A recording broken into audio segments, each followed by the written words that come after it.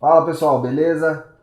Seguinte, você tem uma software house e resolveu criar um blog para atrair mais clientes ou mais audiência. E aí esse blog não deu resultado. E agora? É sobre isso que a gente vai falar hoje no nosso bate-papo.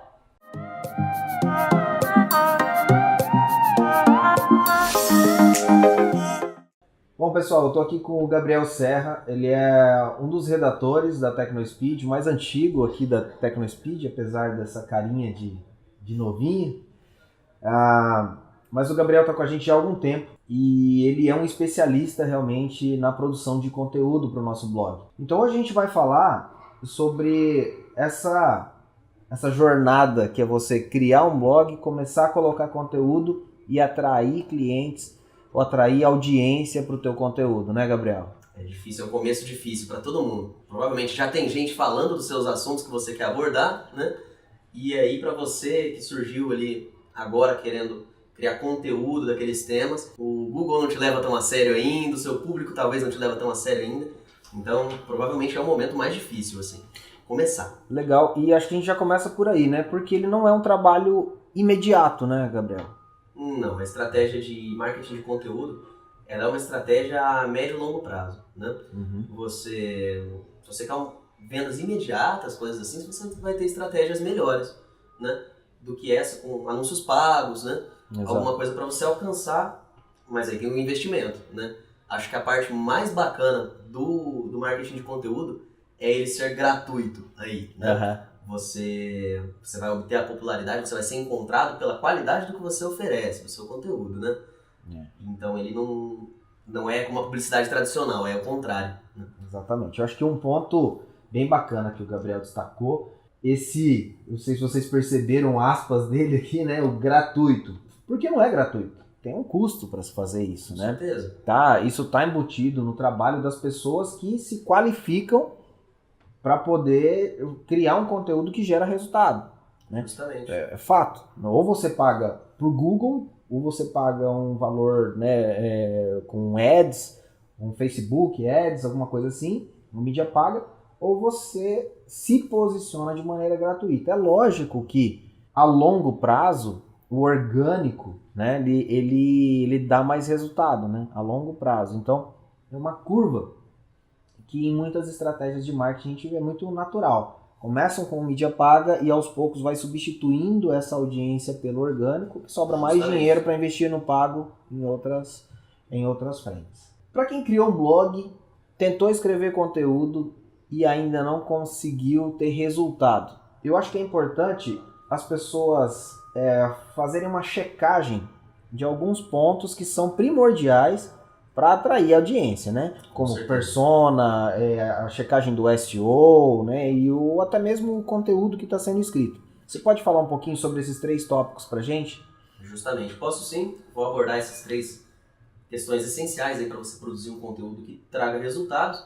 Antes disso, é importante falar o erro que a gente tem notado em muitos novatos nessa área do marketing de conteúdo, que é às vezes essa dificuldade de produzir um conteúdo original, a pessoa acaba copiando um conteúdo completo, referenciando ou não o dono daquela postagem, mas mesmo que você referencie, você vai estar mais ajudando a postagem original a obter uma posição melhor no Google, né, do que o seu próprio blog. Sim. Então, o Google entende isso, né? Não adianta querer burlar ali, né? Não funciona. Você provavelmente vai ajudar mais quem criou a postagem original. Então qual que é a saída? Não existe um atalho, você tem que criar o seu conteúdo próprio, né, com as suas palavras, o seu material. É claro que você pode se basear. Né? Claro, com certeza. Se basear em um conteúdo um pouco que é referência, mas aí acho que entra um negócio que o Gabriel faz muito bem aqui na Tecno, que ele pega um conteúdo, por exemplo, de referência para contadores, ou do parte fiscal, e ele dá o contexto da TecnoSpeed, o nicho da TecnoSpeed, o que o nicho da TecnoSpeed, que são desenvolvedores de software, o que ele quer saber com aquele conteúdo. Isso aí, a gente entra no assunto de persona, né? Exatamente. Que é você saber para quem você está falando. Muito difícil você falar para todo mundo, primeiro, você falar de uma forma tão geral que sirva para todo mundo que está lendo, né? Provavelmente não vai ser específico e uma experiência muito personalizada para nenhum deles, se você fizer isso.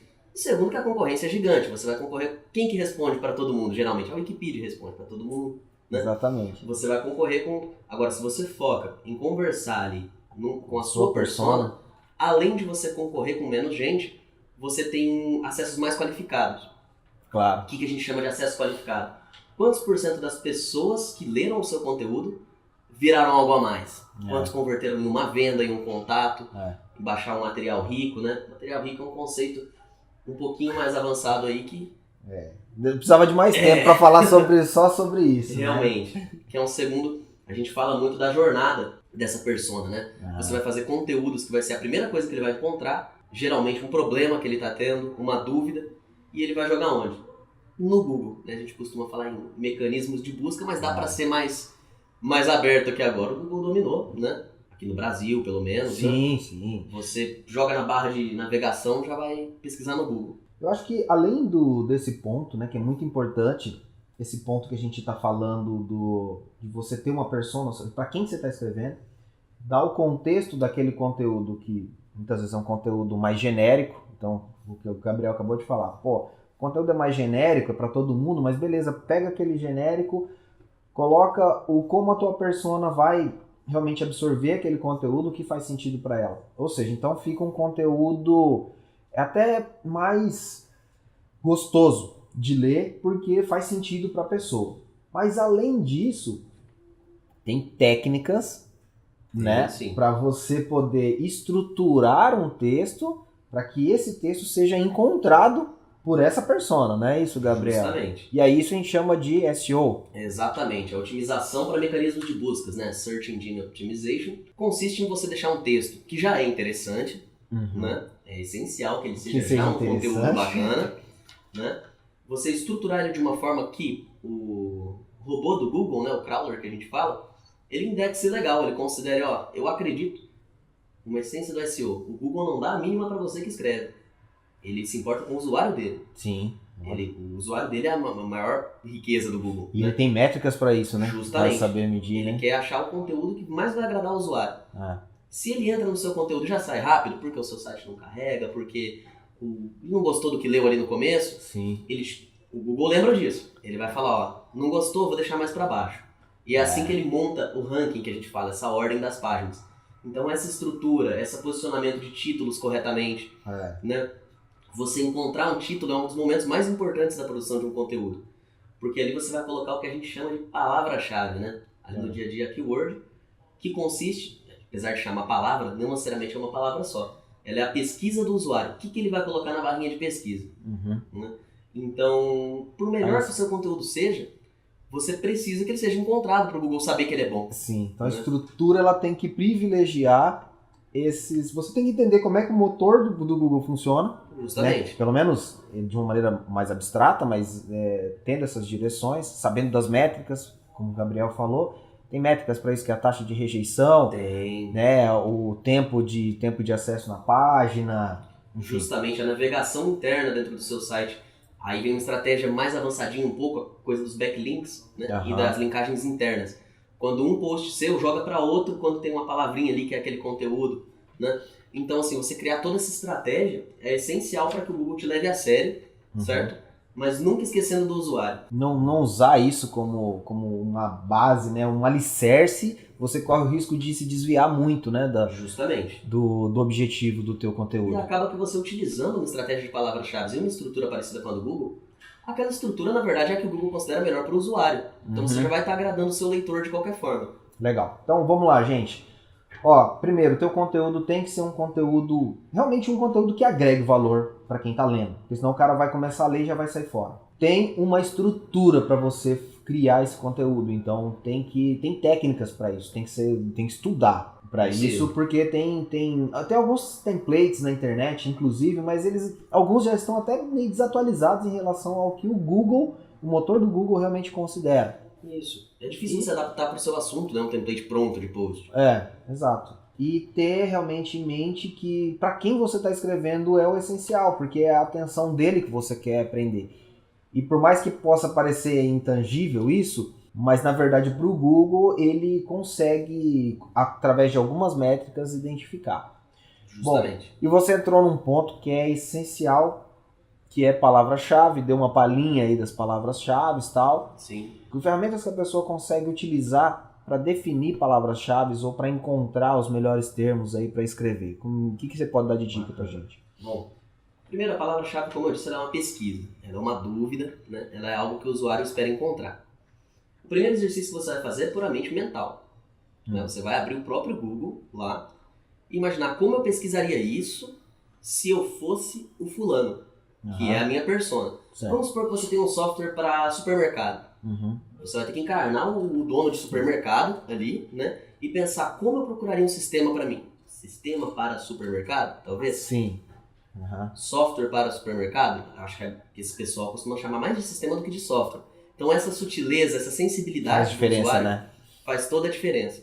Em segundo lugar, depois que você já tem uma ideia do assunto que você quer abordar, você pode passar por algumas ferramentas. Né? O próprio, desculpa te interromper, mas o próprio Google, conforme você digita, por exemplo, sistemas para o supermercado, ele já dá uma sugestão. Uma grande lista. De outras possibilidades ali, né? Justamente. Que podem fazer parte do teu conteúdo. Ali você vai ter as suas primeiras direções.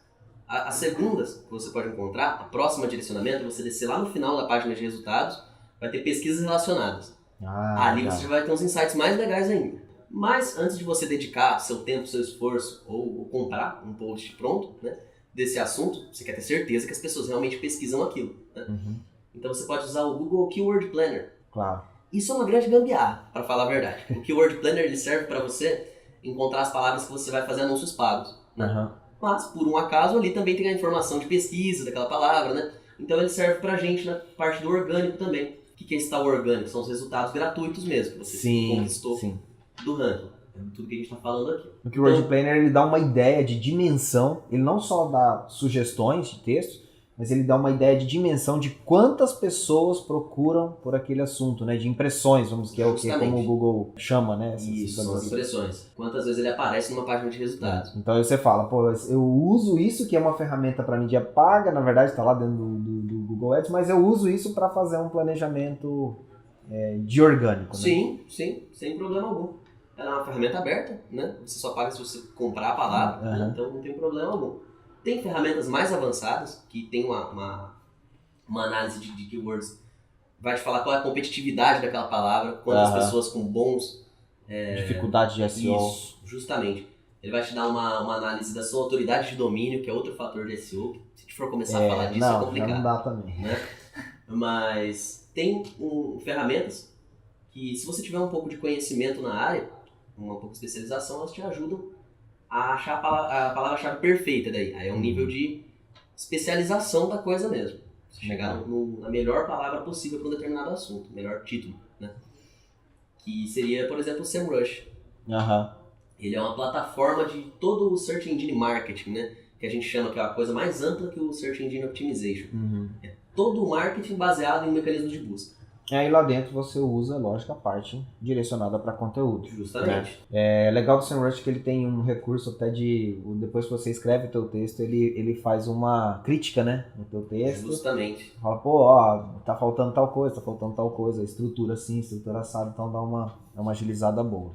O SEMrush ele tem uma análise mais profunda para conteúdos em inglês ainda, né?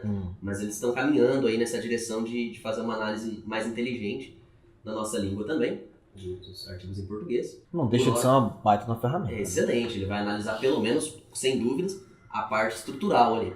Legal. Interessa para Google. Você falou em SEMrush e quem a gente usa também como referências, né? Para escrita de conteúdo mesmo, para produção de conteúdo, em quem você está olhando constantemente aí. Bom, vamos lá, a gente tem várias referências aí, é um mercado que a gente pode falar que é quase saturado, tem muita gente fazendo isso muito bem, né? Por isso as palavras-chave são cada vez mais competitivas. E tem muito conteúdo gratuito aí na internet. Né? A gente tem um grande guru aí do marketing de mecanismos de buscas, né?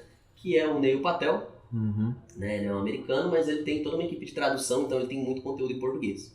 Acho que todo o conteúdo dele já foi traduzido. E é muito conteúdo gratuito, são artigos enormes, são e-books, podcasts... muito conteúdo para você aprender a criar os seus conteúdos e ranquear no Google. Né? Ele vende basicamente a consultoria dele, né? Então ele não vê problema algum disponibilizar o que ele sabe ali gratuitamente. É uma forma de atrair, né? Com certeza. O público e demonstrar que ele E realmente domina o Neil Patel é bem polêmico, assim, ele ataca umas palavras-chave bem Então, oportunistas, assim. Tem umas estratégias, Tem. assim, né? De pop-up em blog, de um monte de coisas que a galera depois acaba virando tendência. Funciona. Né? É o que funciona. Né? Tá. E aqui no Brasil nós temos a nossa própria referência também, o pessoal da Rock Content. Né? Ela é uma agência de conteúdo, basicamente. Uma agência... Não, é uma associação de freelancers, né? De redação. Redatores, né? Justamente.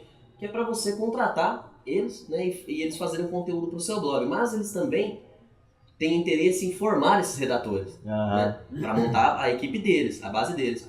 Então eles disponibilizam muito conteúdo gratuito sobre o assunto também. Legal. Basicamente eles dizem, se você quiser contar com o nosso serviço, legal. Se você quiser aprender a fazer aí também, tudo bem, a gente te ensina. A Tecnospeed ela começou produzindo conteúdo há muito tempo, né? E a gente passou por alguns percalços nesse caminho. Dentre eles, o que a gente tentou dar uma resumida aqui, né, Gabriel? De várias dessas coisas que a gente foi aprendendo ao longo dos anos, né? A gente produziu muito conteúdo, sem uma estrutura correta. Depois a gente teve conteúdo que deu resultado, teve conteúdo que não deu resultado, teve conteúdo que a gente impulsionou, enfim. Hoje a gente pode dizer que a gente tem uma estrutura de conteúdo bacana. Sim.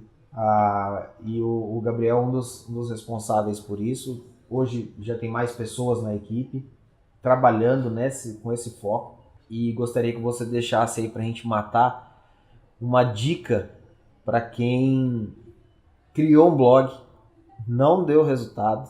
Uma dica só, difícil, né? Porque tem muita coisa que a gente não falou aqui, né? De snippets, tem um monte de coisa aqui que teria que ter uma hora aqui de bate-papo.